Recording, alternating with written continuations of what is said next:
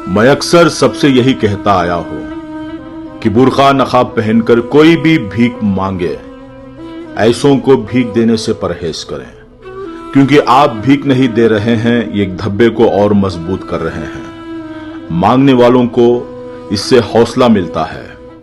ये मांगने वालों का कोई जात, धर्म, मजहब नहीं होता। ये लोग बस भीख मांगना जानते हैं, अल्लाह के नाम पे, भगवान के नाम पे, राम के नाम पे, सबके नाम पे।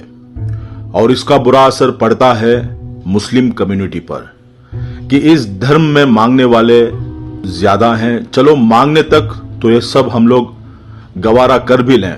जरा सोचें, इस तरह से बुर्का पहनकर, दाढ़ी टोपी रखकर अगर कोई गलत काम करेगा तो बदनामी किसकी होगी, परेशानी किसको उठानी पड़ेगी। बुर्का पहनकर ग्रुप्स बनाकर भीख मांगने निकली हैं, जो कि इनका मुस्लिम कम्युनिटी से कुछ लेना देना नहीं है।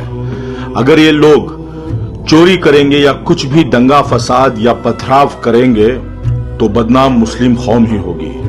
वीडियो देखें और चौकन्ने रहें। बुर्का पहनकर, टोपी दाढ़ी रख के भीख मांगने वालों को बढ़ावा ना दें।